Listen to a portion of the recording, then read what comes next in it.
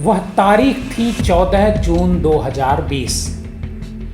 Sunday की दोपहर में खबर आई कि मुंबई के बांद्रा वेस्ट में किसी बड़े एक्टर की लाश मिली है। लाश खुद एक्टर के कमरे से बरामद हुई थी।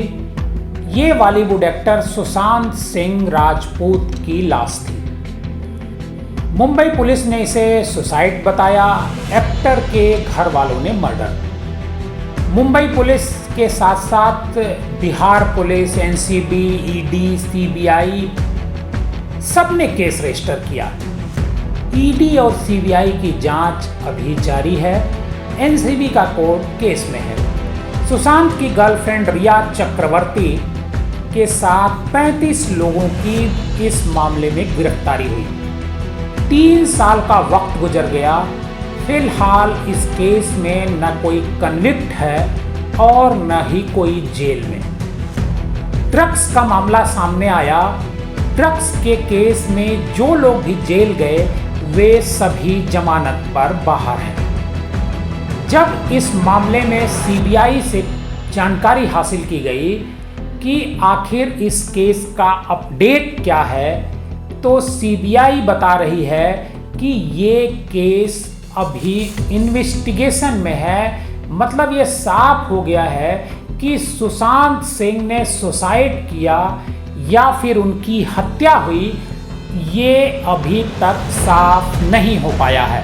अब आप देख रहे हैं डीएनएम शो और मैं हूं देवकीनंदन मिश्र। डीएनएम शो में हम आपके लिए अपराध की दुनिया के साथ साथ हिस्टोरिकल कहानियां लेकर आपके सामने हाजिर होते हैं, जिसे आपने पहले इतना डिटेल में शायद नहीं सुना होगा। अगर आपको हमारी ये कहानी पसंद आती है तो हमारे इस चैनल को सब्सक्राइब कीजिए और इस कहानी को ज़्यादा से ज़्यादा लोगों को शेयर कीजिए। आज के डीएनएम शो में हम आपको बताएंगे कि आखिर सुशांत सिंह राजपूत की मौत की जांच कहां तक पहुंची है। क्या सीबीआई ने मान लिया है कि ये सुसाइड है या फिर मर्डर। 14 जून 2020 को हुआ क्या था, सबसे पहले हम ये जान लेते हैं।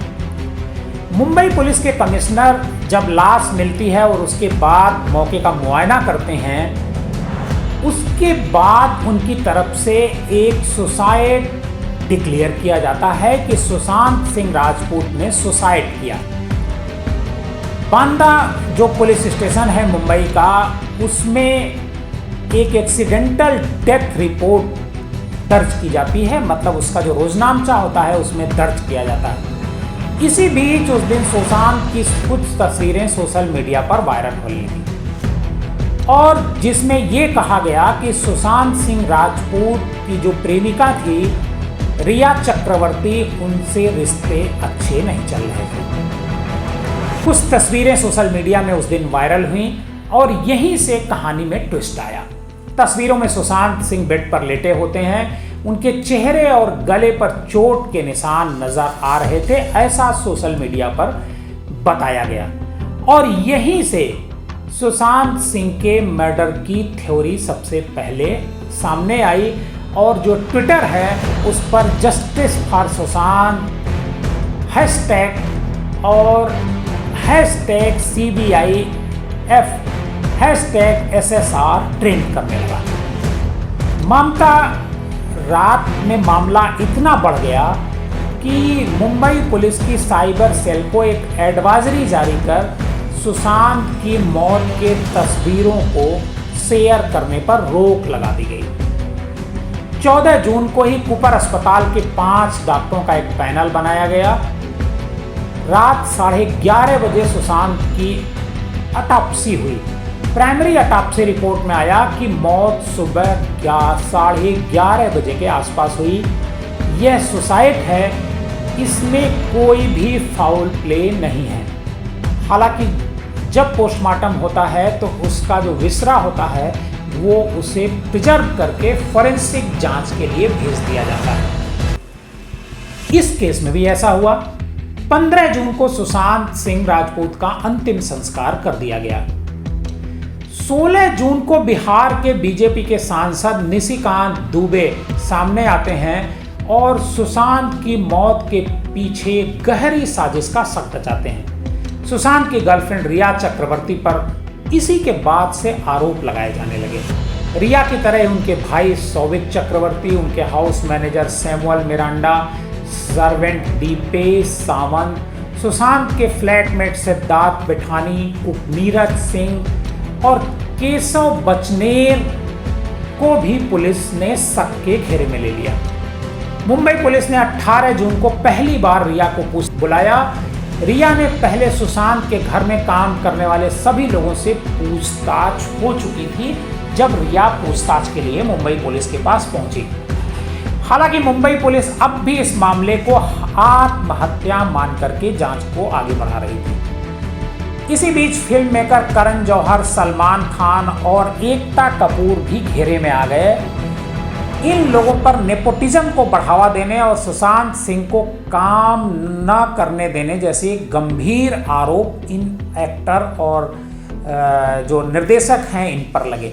नेपोटिज्म का विवाद चल रहा था, इसकी भी जांच मुंबई पुलिस शुरू कर दी। इसी बीच 28 जुलाई 2020 को सुशांत सिंह राजपूत के पिता के सिंह ने पटना में रिया चक्रवर्ती और उनके परिवार के खिलाफ एक FIR दर्ज करा दी। सुशांत के पिता ने उनकी जो गर्लफ्रेंड थी रिया चक्रवर्ती, उनके पिता और उनके पूरे परिवार वालों के खिलाफ एक मुकदमा दर्ज कराया। 29 जुलाई 2020 को रिया चक्रवर्ती ने उनके खिलाफ पटना में जो रिपोर्ट दर्ज हुई थी उसको मुंबई ट्रांसफ़र करने के लिए सुप्रीम कोर्ट का दरवाजा खटखटाया। सुशांत सिंह के परिवार वाले भी इसके खिलाफ में अदालत में गए और एक याचिका दायर कर एक CBI जांच का अनुरोध किया। ये मामला ऐसे चलता रहा और इसी बीच ये मामला CBI को दे दिया गया। हालांकि इसी बीच 30 जुलाई 2020 को ED ने सुशांत सिंह के पिता के सिंह की शिकायत पर रिया चक्रवर्ती और जो उनके जानने वाले थे उनके खिलाफ मनी लॉन्ड्रिंग का एक केस दर्ज किया। आरोप था कि रिया ने अपने कैरियर को बढ़ाने के मकसद से मई 2019 में सुशांत के साथ दोस्ती की। ED ने सुशांत के बैंक खातों और पैसों के कथित दुरुपयोग के आरोपों की जांच शुरू की। इस बात की भी जांच हुई कि सुशांत के पैसों का इस्तेमाल ब्लैक मनी को वाइट करने और अवैध संपत्तियां बनाने में तो नहीं किया गया। इस मामले में रिया और उनके भाई सौविक और उनके पिता इंद्रजीत चक्रवर्ती को से पूछताछ की गई। सुशांत के पिता और बहनों का भी बयान दर्ज किया गया।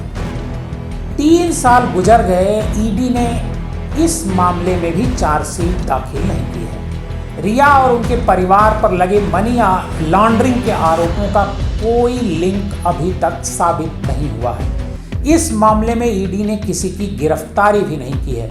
हालांकि जांच में इतना पता चला कि जो आरोप सुशांत सिंह के पिता ने लगाया था कि 15 करोड़ रुपए के लिए सुशांत सिंह की जो गर्लफ्रेंड है रिया, उसने उनका मर्डर कराया। बाद में जांच जब हुई तो पता चला कि 15 करोड़ रुपए तो सुशांत सिंह के खाते में थे ही नहीं। जिस फिल्म की डील के बदले उन्हें ये पैसे मिलने थे वो डील ही नहीं हुई थी। करीब 2 महीने बाद 5 अगस्त 2020 को केंद्र सरकार ने सुशांत सिंह राजपूत की मौत के मामले की जांच CBI को सौंप देने का सिफारिश किया। 19 अगस्त को सुप्रीम कोर्ट ने भी CBI जांच का आदेश दे दिया। इसके बाद मुंबई पुलिस ने इस केस को CBI को दे दिया। तब से CBI इस केस की जांच कर रही है। दिसंबर 2020 में CBI ने एक लेटर जारी करके इस केस की जानकारी भी दी थी, जिसमें लिखा था कि CBI काफ़ी पेशेवर तरीके से आधुनिक टेक्नोलॉजी का इस्तेमाल कर जांच कर रही है। कई अधिकारियों ने मौके पर मुआयना किया था। 14 जून वाली घटना को रिक्रिएट करने की कोशिश भी की गई। अलीगढ़, फरीदाबाद, हैदराबाद, मुंबई, मानेसर और पटना तक जाकर केस के हर पहलू की जांच की जा रही है। इस लेटर के बाद CBI की तरफ से कोई भी अपडेट नहीं दिया गया है। CBI ने 3 साल में 2 बार सुशांत के फ्लैट पर मौत के सीन का रिक्रिएशन किया। रिया के साथ कई लोगों से पूछताछ की गई। इनमें मुंबई के जो कुपर हॉस्पिटल के डॉक्टर्स हैं वो भी और इसके अलावा सुशांत सिंह का पोस्टमार्टम करने वाले डॉक्टर भी शामिल। सीबीआई ने अब तक यह क्लियर नहीं किया है कि ये सुशांत सिंह की मौत सुसाइड है या फिर मर्डर।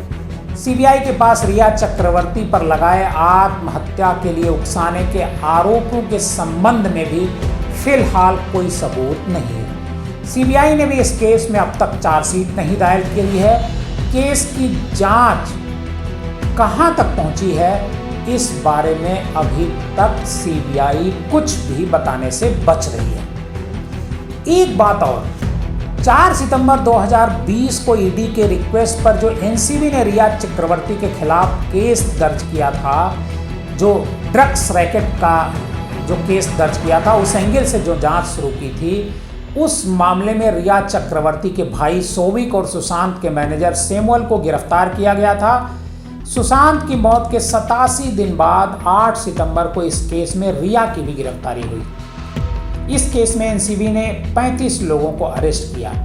एनसीबी ने एनडीपीएस एक्ट के तहत चार्जशीट दायर की, जिसमें दावा किया गया था कि सुशांत को उनकी गर्लफ्रेंड रिया चक्रवर्ती गांजा लाकर देती थी।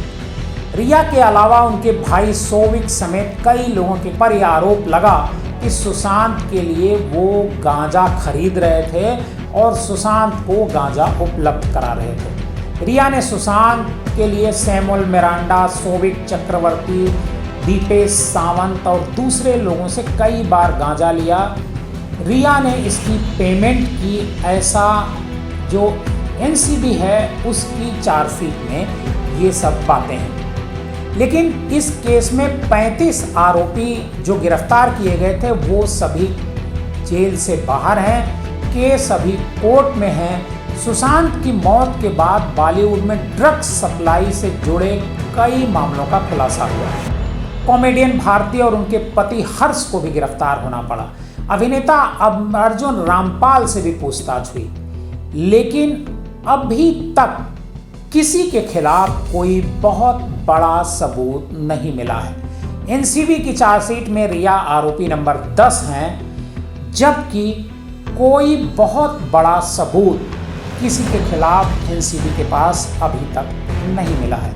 लेकिन जो सबसे बड़ा सवाल कि सुशांत सिंह की मौत के 3 साल बाद ये साफ नहीं हो सका है कि सुशांत सिंह ने मर्डर किया गया या फिर उन्होंने आत्महत्या की। आज के डीएनएम शो में हमारी ये कहानी आपको कैसी लगी, हमें कमेंट बॉक्स में जाकर जरूर बताइए।